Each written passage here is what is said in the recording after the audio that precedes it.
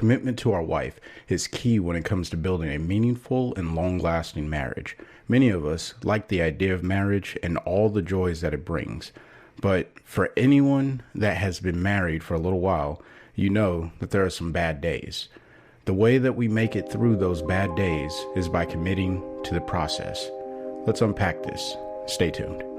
Welcome to the Husband's Coach's Corner, the podcast that teaches husbands how to love their wife every day and become better men in the process. I'm your host, Chris Scott, aka The Husband Coach. Hey husbands, welcome back to another episode of the Husband Coach's Corner. Today's episode is inspired by a conflict that my wife and I are having at the time of this recording. As stressful as the situation is for me and her, everything is going to be okay. There was no infidelity or stepping outside the marriage, but our current situation, it really did get me thinking about the importance of staying committed to the process. And the process that I'm referring to is building a strong, loving, and lasting marriage. That is a process. You don't wake up one day and just have that. It is over many years of sweat and hard work and dedication that you can get to that. And I won't say that my wife and I are there, but we are absolutely well on our way and we are enjoying each other. We just have a situation that we're dealing with right now between the two of us, but we still commit to one another and we still love one another wholeheartedly. So that's why it's so important to stay committed to the process. And as husbands, we're going to see why that's so important. Now, no matter how long you've been married, conflict, it's going to come up. And some situations will be worse than others. Obviously, that's just life, right? But staying committed to the process as the husband in the family, you'll be able to lead your wife and yourself through the conflict and get back into calm waters. Now, I always think of conflicts like an injury to a sport or just your body getting hurt. Sometimes you get a sore, like you go work out at the gym, you're sore for a couple days, and then your body recovers. Other times you break a bone, that can take months to heal. And sometimes it doesn't heal back the way that it once was. So that's how conflicts are in our marriage. They will heal over time after you nurture it, because if you break a bone and you don't go get a cast, it's going to heal back a different way. So based on the way that you nurse it and take care of it, which is the process of healing that, the broken bone or the amends that you need to make in your marriage, those things take time and they take a dedicated process. And that's what we're talking about today. Now, by not staying committed to the process, you run the risk of giving up on your marriage. And man, that's just not cool. All right. That's not what we talk about here at the Husband Coach's Corner. And I don't want that for anyone who listens to this podcast. So I want you guys to get hype with me as we talk about staying committed to the process. All right. So the first note that I have is goals or the process. Which one is more important, the goal or the process? Now, I want you to understand you should be making goals in your marriage, right? Make your goals and then commit to the process that will get you to that goal. The goal is absolutely important because that's the end state.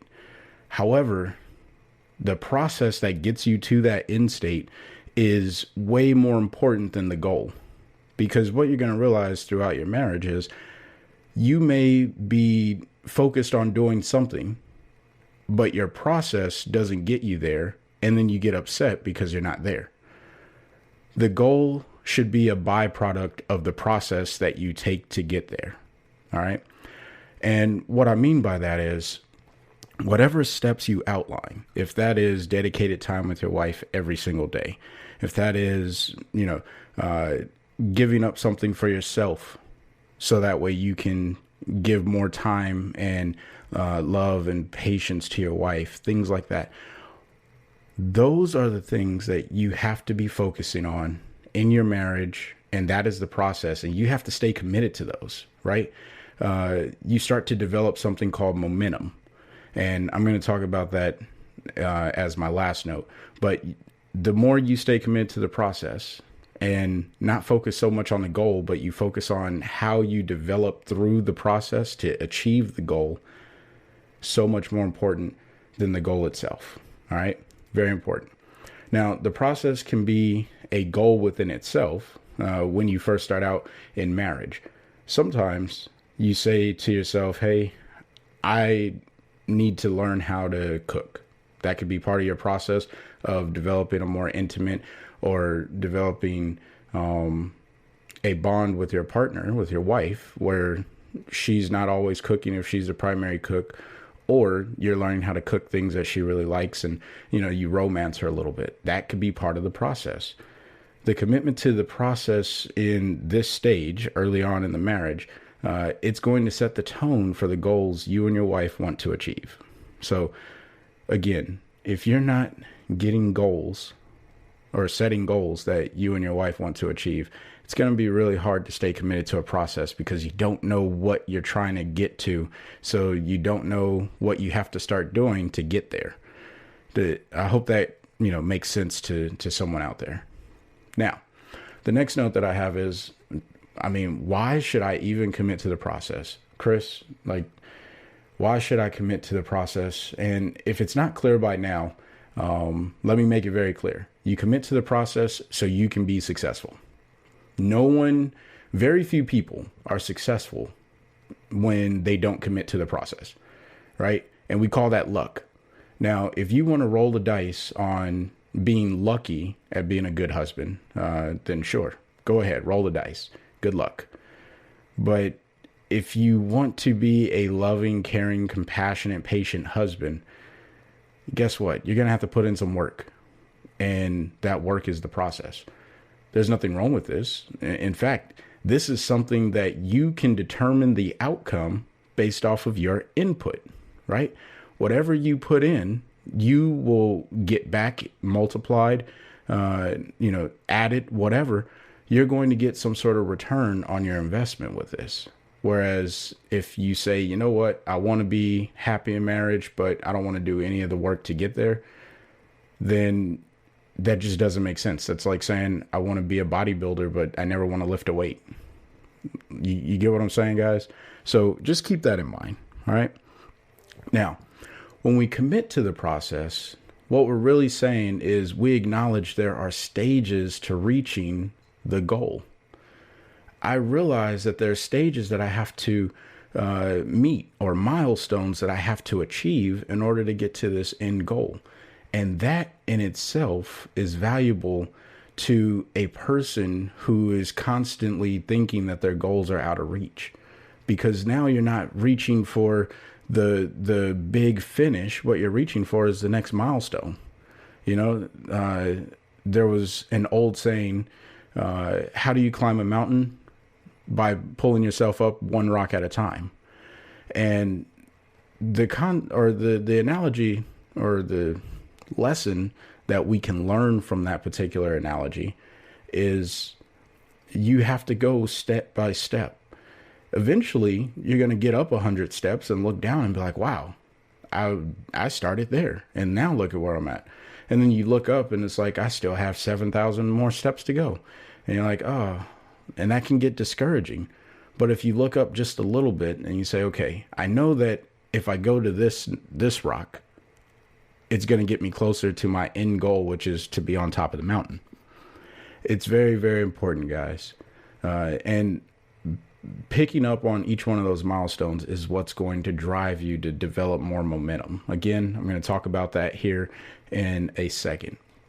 Now, most importantly, when you commit to the process of developing yourself as a loving, selfless, patient, and proactive husband, you are setting the tone for your wife to model.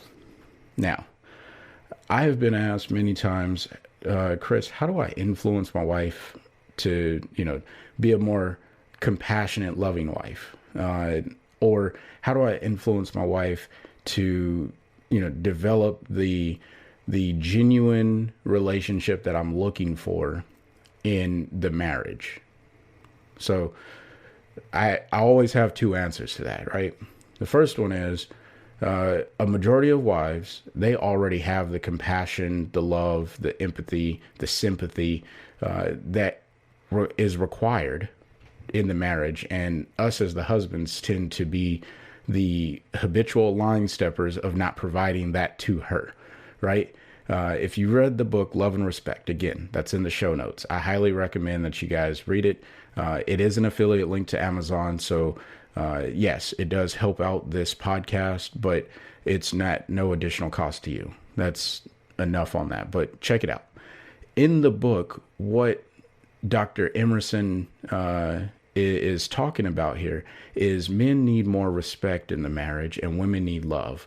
And as a husband, when we commit to the process and we provide the love and the patience and, you know, the selflessness that it takes to be a good husband in a marriage, our wives, they reciprocate that, they model it, and then they start to show you the respect that you're looking for in the marriage, which in return lowers your chances of running into serious conflicts. Now, again, as I said in the intro, conflict, it's going to happen. It just depends on how severe the conflict is. All right. And the other reason why husbands should commit to the process. Husbands, we have to commit to the process first, right? Don't wait for your wife. We have to commit to the process of loving her first, because our wives are looking for someone to follow. And that's you. That should absolutely be you as the husband. Our wives should be looking at us and saying, okay, how do I follow my husband in this? That is so critical. All right. When we show how much we want to commit to the process of developing our wives, most likely, again, not every wife is going to feel this way, but our wives most likely want to do the exact same thing. It is hard for me to believe that any woman would marry a man and not want to be committed to the relationship. Now, I'm not talking about people who are love at first sight and, you know, the googly goggle, all that nonsense. What I'm talking about are the committed relationships that said, you know what, I want to get married. I want to spend the rest of my life with you. These are the marriages that I'm talking about, right? Because there was already the raw passion and interest and love, you know, and the relationship was already there.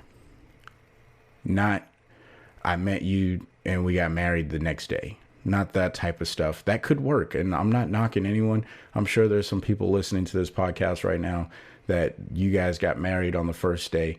And I have no qualms with that.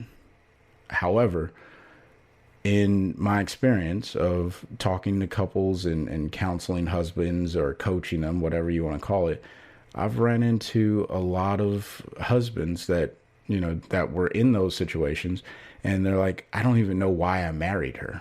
And that is a whole nother conversation for a whole nother episode. But genuinely, our wives are looking to follow us as the husband. And when we commit to the process, it inspires them to also commit to the process of of respecting us, which is what we so deeply need. Can't recommend love and respect more than what I already have.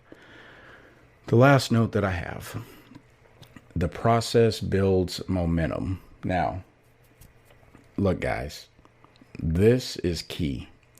Building momentum. For anyone who has ever played a sport, you understand that momentum in a game is what gets you, one, hype. And when you're hype, you start to, your senses get heightened aware.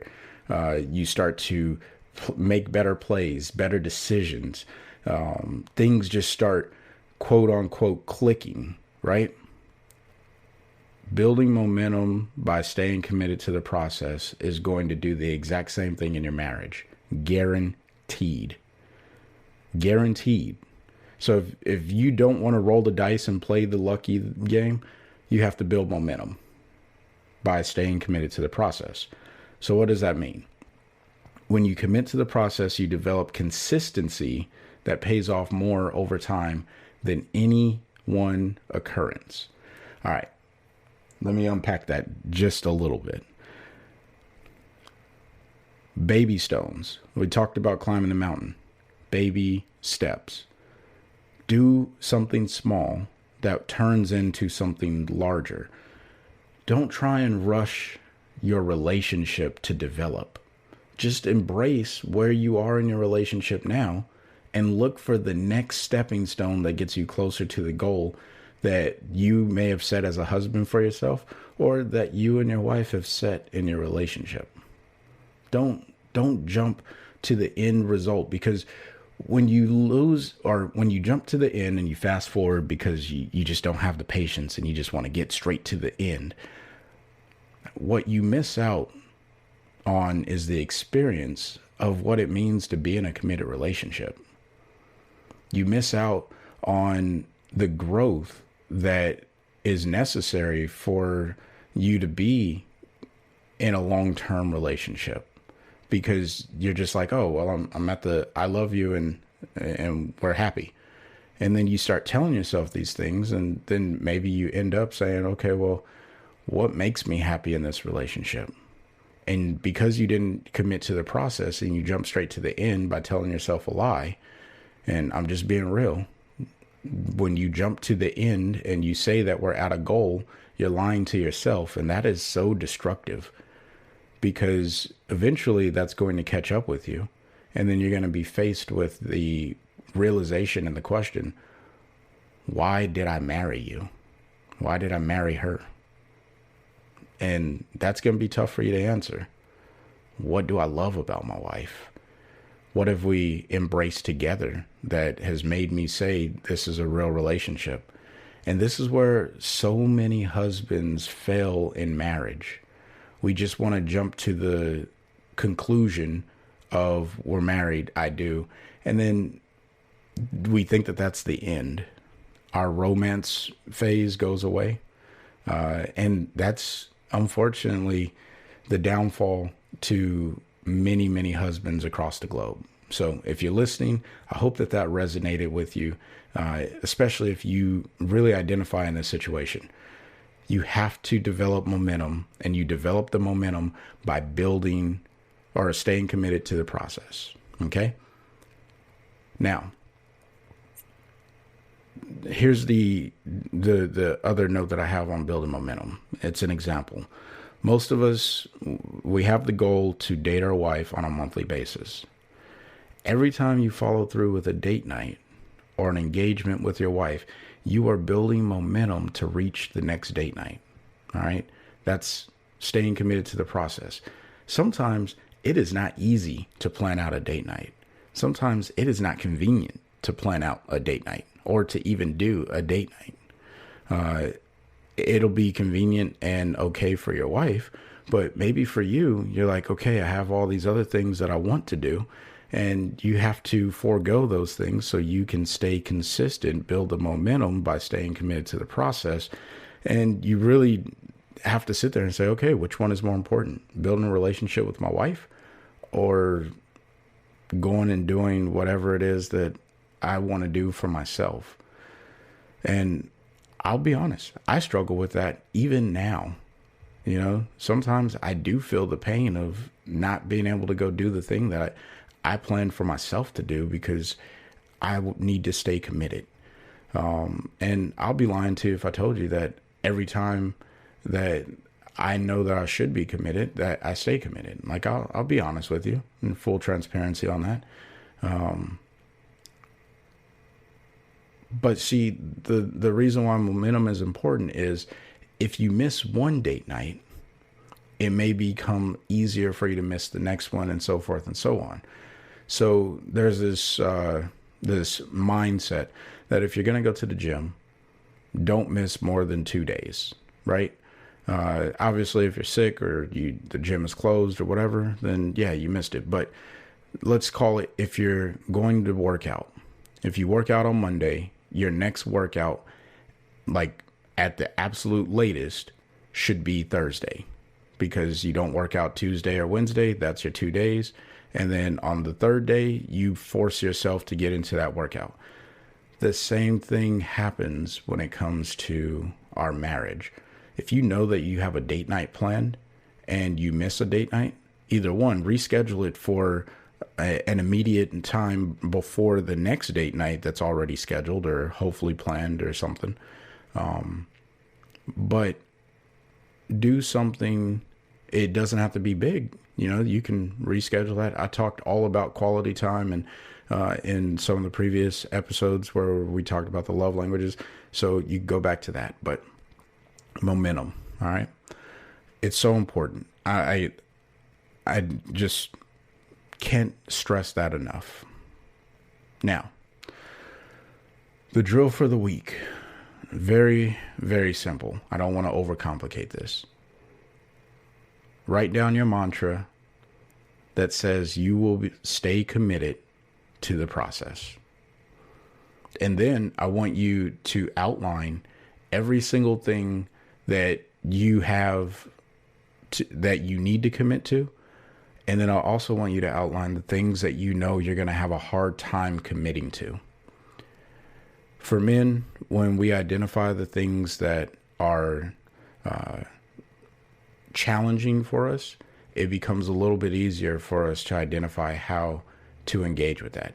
And you don't have to share this with anyone. This is something internal for yourself. Write it down and say, okay, what is it that I need to commit to? What am I going to have a hard time committing to? And you could even just circle those things. Keep that in your own personal book, wherever. But then I want you to develop a plan on how you are going to stay committed to those things. I don't care what it is that you choose to do to stay committed, but, obviously stay safe. But whatever it is that you have to do to stay committed and be locked into the process, that is what this drill is all about.